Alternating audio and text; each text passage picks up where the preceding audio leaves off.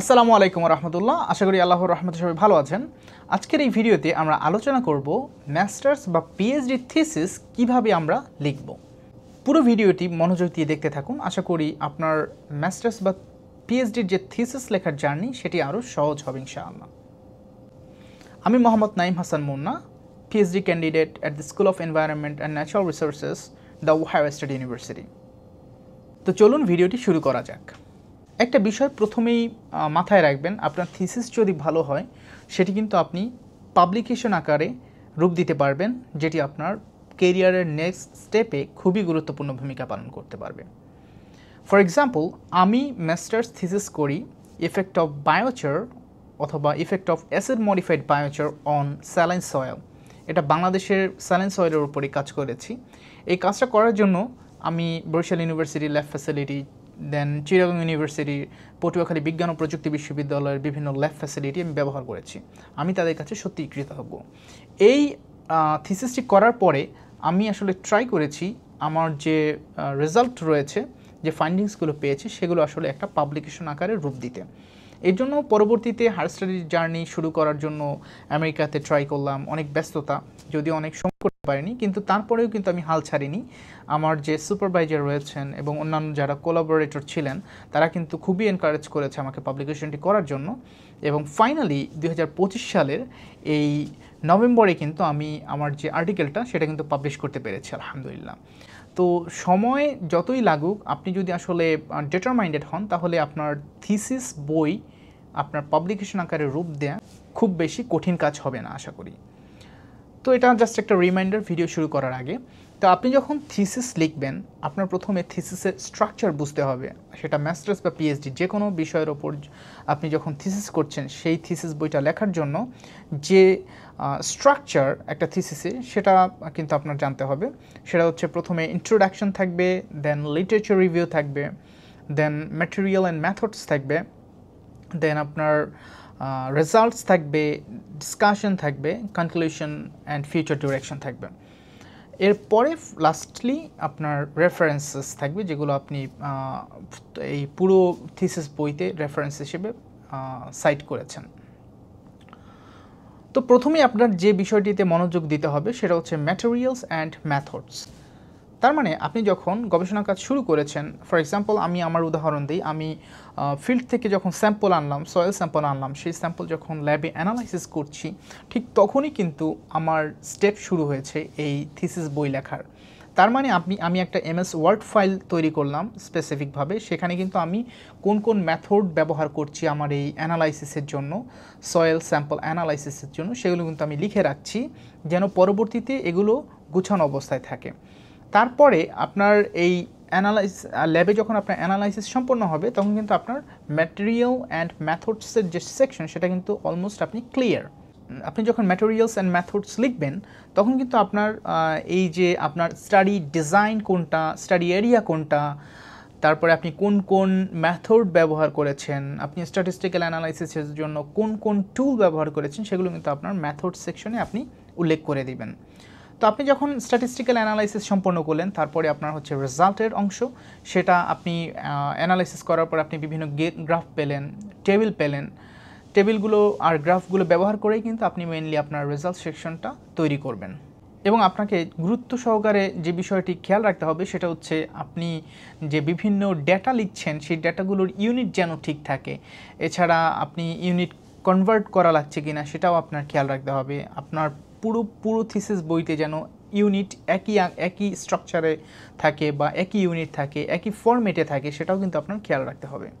দেন আপনার যে ফিগারের ক্যাপশন, টেবিলের ক্যাপশন, সেগুলো কিন্তু খুব ভালোভাবে লিখতে হবে। আপনার যে স্ট্যাটিস্টিক্যাল যে ব্যাপারগুলো, সেগুলো উল্লেখ করতে হবে। কোন লেভেলে সিগনিফিক্যান্স হয়েছে, কোন রেজাল্টগুলো, সেগুলো কিন্তু আপনার ক্যাপশনে শর্টলি উল্লেখ করে দিতে হবে। এর পরের সেকশনে আপনি ডিসকাশন তুলে আনতে পারেন। এই ডিসকাশন সেকশনটা খুবই ক্রিটিক্যাল এবং খুবই হার্ড, কেননা আপনার যদি সাবজেক্ট নলেজ স্ট্রং না থাকে, তাহলে কিন্তু আপনি ডিসকাশন খুব ভালো করতে পারবেন না। আসলে একটা সয়েল অর্গ্যানিক কার্বন বেশি, এই কারণে হচ্ছে বাল্ক ডেন্সিটি কমে গেছে। এই যে কোনটি বেড়েছে বা কোনটি কমেছে, কোন মেকানিজমের কারণে এটা এমন চেঞ্জ হয়েছে, কোন ট্রিটমেন্টে কেমন চেঞ্জ হয়েছে, এবং এর পেছনে কোন কোন মেকানিক্যাল ইনসাইটসগুলো রয়েছে এগুলো কিন্তু আপনার সেই ডিসকাশনে উল্লেখ করতে হবে। এর পাশাপাশি যেটাকে বলে ক্রিটিক্যালি থিঙ্ক করা, যে অন্য পেপার যেগুলো আপনি আগে লিটারেচার রিভিউতে পড়েছেন সেখানে তারা কোন রেজাল্ট পেয়েছে, কোন পরিস্থিতিতে, কোন ধরনের মিল এবং অমিল রয়েছে আপনার রেজাল্টের সাথে, কেন মিল অথবা কেন অমিল রয়েছে, এই সকল বিষয় কিন্তু আপনার ডিসকাশনে তুলে আনতে হবে। অর্থাৎ আপনার এই ডিসকাশনের মাধ্যমে আপনি বোঝানোর চেষ্টা করবেন আপনি যে ডেটা পেয়েছেন সেটা আসলে নতুন কি তথ্য বহন করছে, যেটা এই যে সাবজেক্টটা সেখানে যে রিসার্চ গ্যাপ সেটা ফুলফিল করছে। আর এটা মাথায় রাখবেন, আপনি যখন ডিসকাশন অংশটি লিখছেন এখানে কিন্তু আপনার প্রত্যেকটা কথায় কথায় কিন্তু আপনার রেফারেন্স ইউজ করতে হবে যে এই কথাটি আপনি কোথা থেকে পেয়েছেন, এবং সেই কারণে কিন্তু এই ডিসকাশন সেকশনে সবচাইতে বেশি রেফারেন্স থাকবে। এবং আপনার আর্টিকেল যখন কোনো জার্নালিস্ট সেন্ড করবেন, যখন রিভিউয়াররা আপনার আর্টিকেল পড়বে তখন কিন্তু তারা ডিসকাশন সেকশনে খুবই গুরুত্ব দিবে, কেননা এটা হচ্ছে খুবই গুরুত্বপূর্ণ তথ্য বহন করছে আপনার এই গবেষণা। নতুন তথ্য আপনি বিভিন্ন আঙ্গিকে তুলে ধরছেন এই ডিসকাশনের মাধ্যমে, এটা সেই কারণে হচ্ছে রিভিউয়াররাও খুবই গুরুত্ব দিয়ে থাকে এই অংশে। এরপরে আমরা ফাইনালি ইন্ট্রোডাকশন অংশ লিখব। আমরা অনেকেই যে ভুলটি করে থাকি, প্রথমেই হচ্ছে ইন্ট্রোডাকশন অংশটি লিখে থাকি। যখন একটা আর্টিকেল পড়ি অ্যাবস্ট্রাক্টের পরেই হচ্ছে আমি ইন্ট্রোডাকশন পাই, তো ভেবে থাকি হয়তো ইন্ট্রোডাকশন আগে লিখতে হয়, কিন্তু না, আসলে আপনি মেথডের ওপরে কাজ করবেন, রেজাল্টের ওপর কাজ করবেন, ডিসকাশনের ওপর কাজ করবেন, তারপরে কিন্তু আপনি একটা হলিস্টিক একটা আইডিয়া পাবেন যে আসলেই আপনার ইন্ট্রোডাকশনটা কেমন হওয়া উচিত।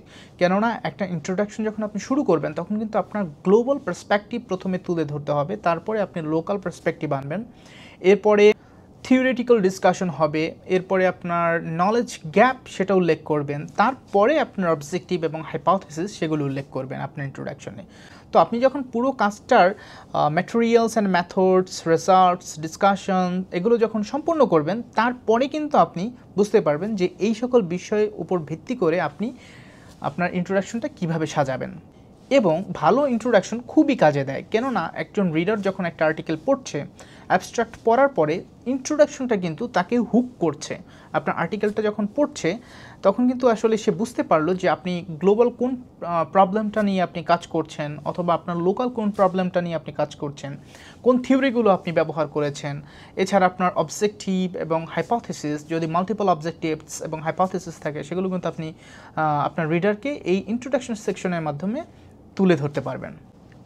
এর পরের যে অংশটা সেটা হচ্ছে কনক্লুশন, খুবই গুরুত্বপূর্ণ, কেননা এখানে কিন্তু আপনি আপনার গবেষণার জিস্ট যে অংশ সেটা তুলে ধরছেন। আবার আরেকটা বিষয় খুব গুরুত্ব দিতে হবে, সেটা হচ্ছে ফিউচার ডিরেকশন অথবা লিমিটেশন।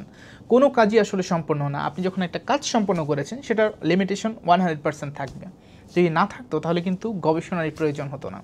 তো ওই লিমিটেশন বা ফিউচার ডিরেকশন সেটা কিন্তু আপনার কনক্লুশনে উল্লেখ করে দিতে পারবেন, এবং এর মাধ্যমে কিন্তু অন্যান্য রিডাররা আপনার যখন আর্টিকেলটা পড়লো, কনক্লুশন পড়লো, ফিউচার ডিরেকশন দেখলো, তারাও কিন্তু একটা রিসার্চ গ্যাপ তাদের কাজের জন্য পেয়ে যাবেন।